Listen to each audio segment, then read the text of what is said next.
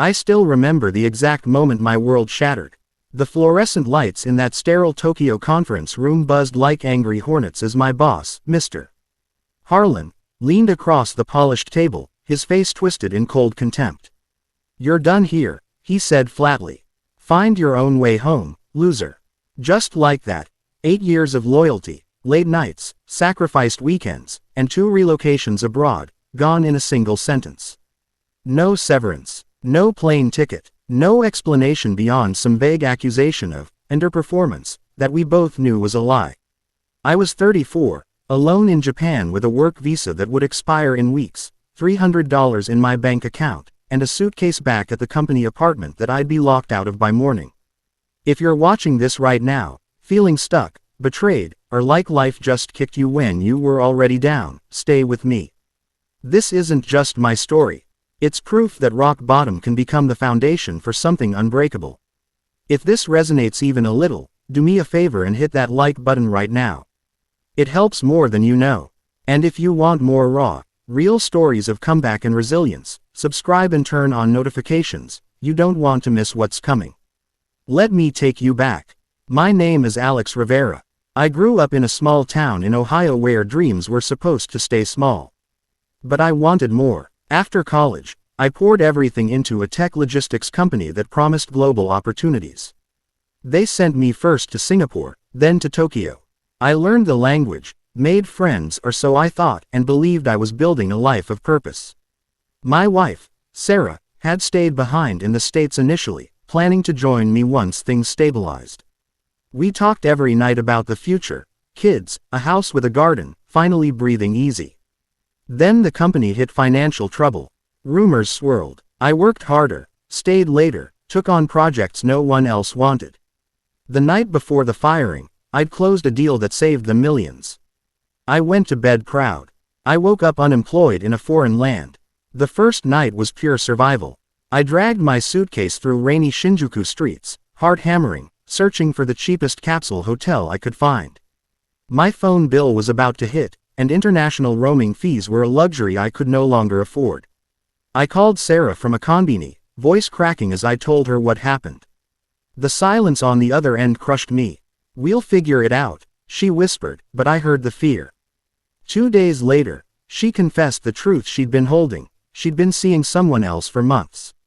The distance had broken us. She wanted a divorce. Everything. Gone. Overnight. I spent the next week in a fog of grief and panic. Japan's efficiency, which I once admired, now felt like a machine that had no place for me. I couldn't legally work without sponsorship. My savings evaporated on ryokan stays and cheap ramen. I sold my laptop for cash. Friends from the company suddenly stopped replying to messages, ghosted by the same people I'd shared beers and birthdays with. Loneliness hit like a physical weight on my chest. I'd sit in parks at night, watching salarymen rush home to families, and wonder if I'd ever feel like I belonged anywhere again. One low point stands out. It was my birthday. I was down to my last 2,000 yen. I bought a single onigiri and walked to the river near Asakusa. The cherry blossoms were long gone, replaced by gray skies that matched my mood. I called my mom back in Ohio. She cried with me, offering to scrape together money for a ticket home, but I knew it would bankrupt her. I told her I was fine. I wasn't. That night, in a tiny internet cafe, I stared at flight prices I couldn't afford and typed desperate messages to anyone who might help. No replies. I felt like the biggest failure on earth. Find your own way home, loser. Those words looped in my head like a curse. But here's where the story turns, slowly, painfully, but powerfully. The next morning, I woke up with a stubborn anger that felt almost like hope. I couldn't control what Harlan did. I couldn't control Sarah leaving. But I could control what I did next. I started small. I used my broken Japanese to ask a kind elderly woman at a local shrine for advice on cheap places to stay. She didn't speak much English, but she smiled, took my hand, and led me to a community bulletin board. There, I found a listing for a tiny guest house run by an expat couple who needed help with maintenance in exchange for a room. That's how I met Hiroshi and Aiko. They were in their 60s, running a modest inn after retiring from corporate life themselves. Hiroshi had been laid off decades earlier in the 90s bubble burst. He saw something in my eyes, the same desperation he once felt. They let me stay for 2 weeks in return for fixing leaky faucets, painting walls, and helping with English-speaking guests. In the evenings, Aiko taught me how to cook simple Japanese meals. Over miso soup and quiet conversations, they reminded me that rock bottom wasn't the end. "Every man gets lost," Hiroshi said one night, patting my shoulder. "The strong ones learn to read the map inside themselves." Their kindness cracked the ice around my heart. I started journaling again. Not the corporate goals I used to write, but raw truths. I admitted my fears. I listed every skill I had. Project management, negotiation, basic coding, fluency in logistics software. I realized my failure had actually given me something priceless, real-world experience most people only dream of. Challenges kept coming. My visa was running out. I applied for extensions, got rejected. I faced language barriers during interviews that went nowhere. One agency laughed when I explained my situation. Nights were still hard. Nightmares of being stranded forever, of never seeing my family again. But I kept moving. I volunteered at a local English conversation club, teaching kids and meeting other foreigners who'd been through their own storms. One of them, a Canadian graphic designer named Lena, became a close friend. She listened without judgment and helped me build a simple website showcasing my experience.